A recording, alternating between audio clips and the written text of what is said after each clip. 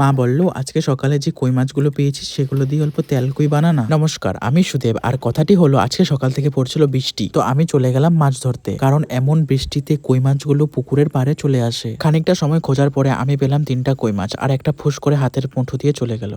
তো কিছু দেরি না করে স্টার্ট করে দিই তেল কই রান্না। মা মাছগুলোকে ভালো মতন ধুয়ে দিয়েছিল, আমি হলদি এবং লবণ মাখিয়ে নিয়েছি। মাছগুলোকে ভালো মতন ভেজে মাছের মশলাগুলো তৈরি করে নিই। তেল কই রানতে বেশি জিনিস লাগে না। আজকে আমাদের লাগবে 2টো পেস্ট, একটা পেঁয়াজ বাটা আর একটা হবে টমেটো, আদা, শুকনো মরিচ, জিরা এবং এলাইচির বাটা।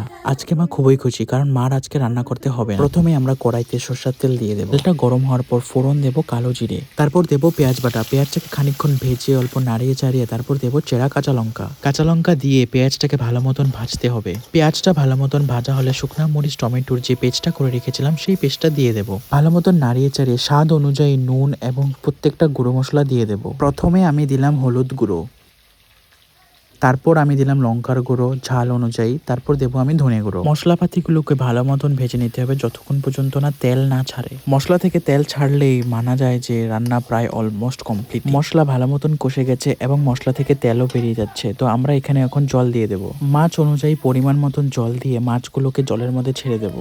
মা আবার এই মশলার মধ্যেই কয়েকটা তেলাপিয়া মাছও দিয়ে দিল, বলল কি এটা দিয়ে তেলাপিয়া তরকারিও হয়ে যাবে।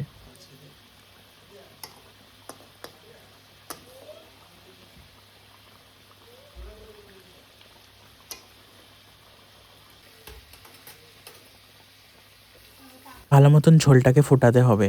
ঝোলটা ফুটে গেলে তারপর যখন অল্প শুকিয়ে আসবে, তারপর নিচের পরিমাণ অনুযায়ী গ্রেভি রেখে এনজয় করুন তেল কই।